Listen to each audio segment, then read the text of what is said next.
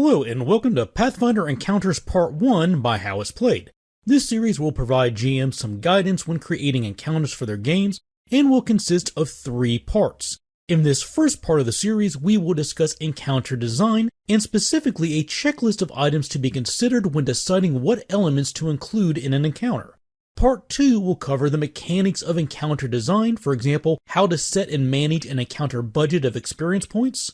And Part 3 of the series will discuss encounter rewards.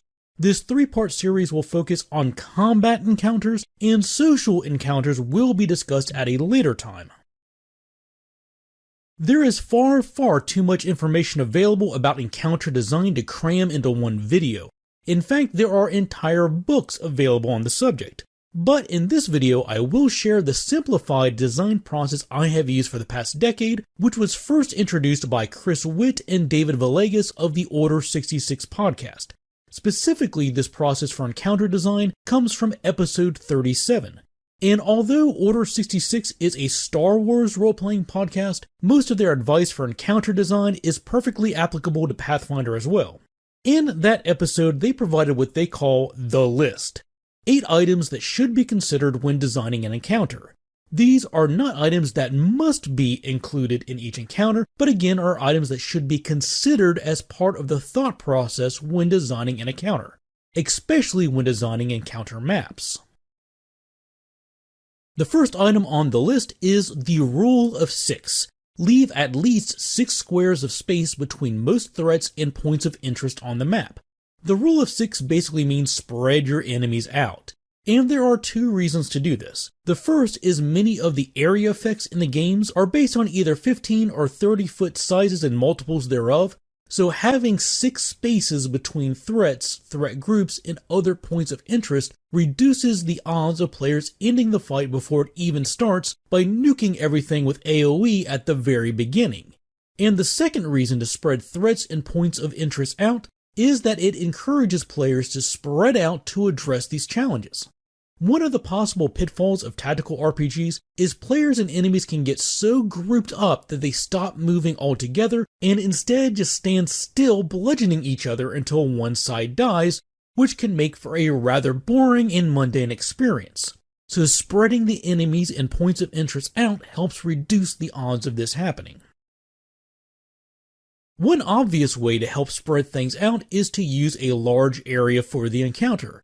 Obviously, this will not always be an option, but when possible, plan to provide a large enough space to accommodate the players and threats while leaving enough empty space for people to maneuver around. The rule of thumb is, encounter maps should be no smaller than 2 inches wide and 2 inches tall per player. So with a party of 4 PCs, you would want the encounter space to be at least an 8 by 8 inch area. Make sure the encounter map is not a flat, open area. Provide some texture by placing furniture, shelves, statues, stalagmites, and other obstacles for the players to move around.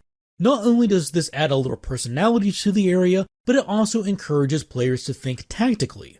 The presence of cover allows PCs to sneak and hide, and ranged characters can use the cover for defense as well. Another way to add texture and personality to a battlefield is to think about lighting. Find ways to add concealment to the encounter. If it's in a dungeon, maybe a few torches along the wall have burned out, or their light doesn't reach all the way into the corners, or maybe there's a bubbling cauldron that spreads a thick fog into adjacent squares.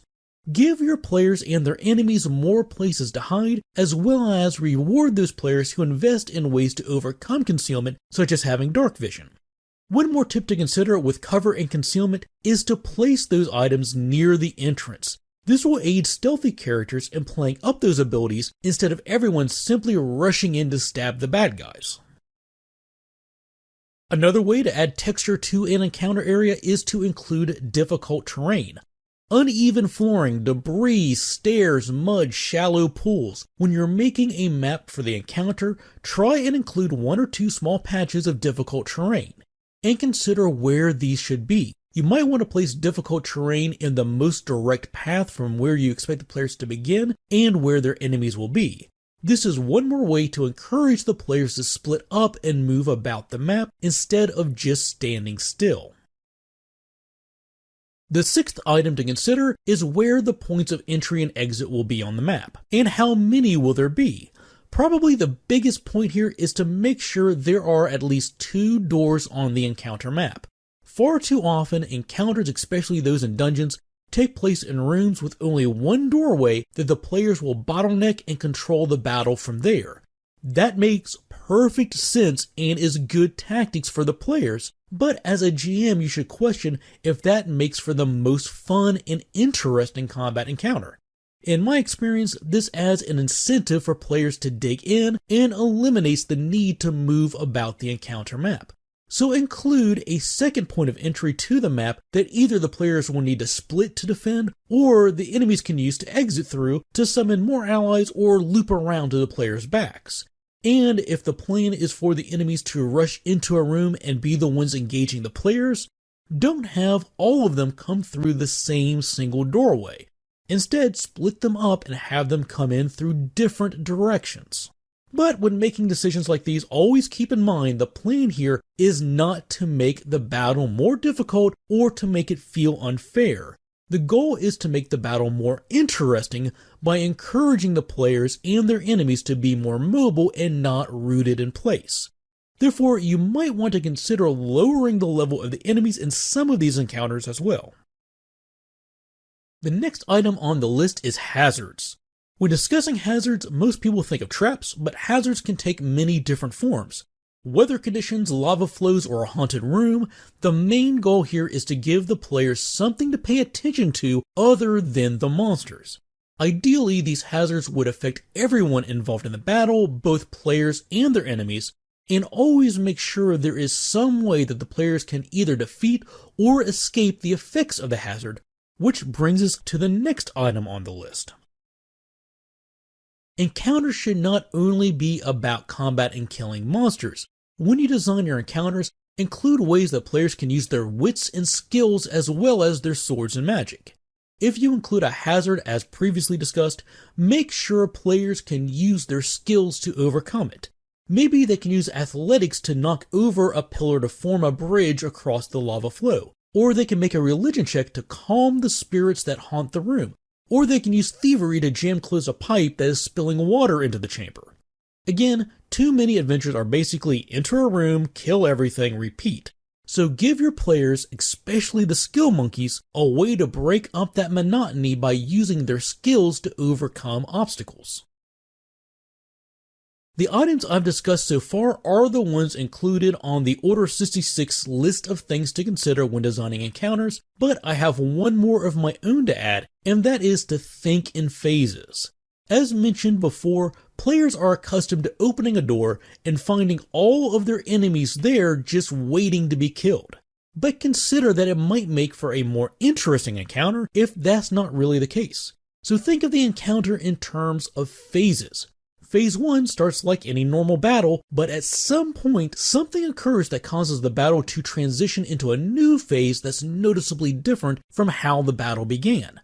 Maybe the evil druid summons an owlbear from the surrounding wilderness, or the fight begins with a giant, but once he's slain, his body falls through the floor or through a wall and introduces some kind of new danger to the fight that the players were not expecting before. Or maybe if the players are fighting a swarm of 12 giant insects in their den, instead of having all 12 of them already waiting on the map when the PCs arrive, you start with 6 and every round 2 more burrow through the cave walls and join the fight. The general idea here is to break the monotony that is common when all of the enemies on the board at the start of the fight are all of the enemies the players need to contend with in order to complete the encounter, and instead bring them in a little at a time to keep the players on their toes. And a more advanced form of this concept is, instead of simply adding more enemies in each phase, think of how the environment itself can change with each phase. Maybe after the first batch of enemies are almost finished with, one of them opens a valve that floods the chamber and hurls the players into a completely new environment they weren't expecting for the remainder of this battle. Also think of your favorite final bosses from video games. Often they go through several changes and phases before they're finally defeated. There's no reason why you can't do the same in Pathfinder. Just think of the fight in terms of phases, instead each phase of the final boss as a different monster. And if you want to go the extra mile, once you draft the different phases of an encounter, write in triggers for each phase and ways the players might be able to prevent those, or actions the enemy must succeed at in order to trigger the next phase. Give the players something to think about and do other than simply killing everything in the room.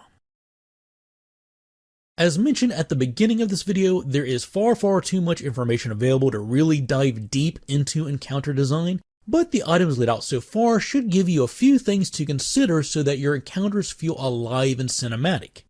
Again, those items are the rule of 6. Space out the enemies so there are at least 6 squares between groups or major individuals. Use a large area. The encounter space should be at least 2 squares wide and 2 squares tall per PC. Use cover.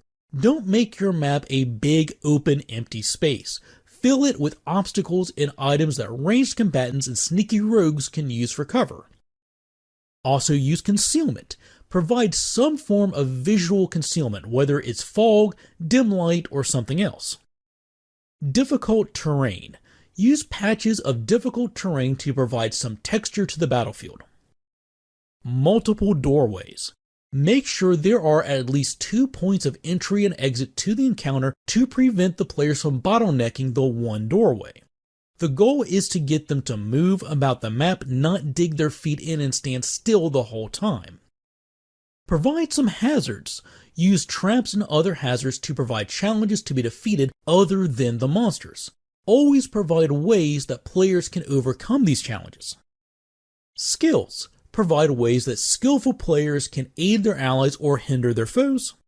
And last, think in terms of phases. Instead of having all the enemies on the map at the start of the fight, consider having them enter in phases or even change the environment itself with each phase as well. Again, most of these suggestions come from the Order 66 podcast. I will leave a link to their website in the description, and make sure you come back for part 2 of the series, where we will get into topics such as encounter budgets and making sure you balance the encounters appropriately for your player characters. Before we close, I'd like to take a moment to thank all of my patrons. These videos would not be possible without their continued generosity and support. Members of the How It's Played Patreon community receive special benefits like exclusive content and getting to vote on the topics I cover. If you would like to support this channel and help it grow, the easiest way to do that is by subscribing and clicking the bell icon so you get notified when new videos release. And I can always be reached through Twitter and Facebook too. Thanks for watching, take care, and happy gaming!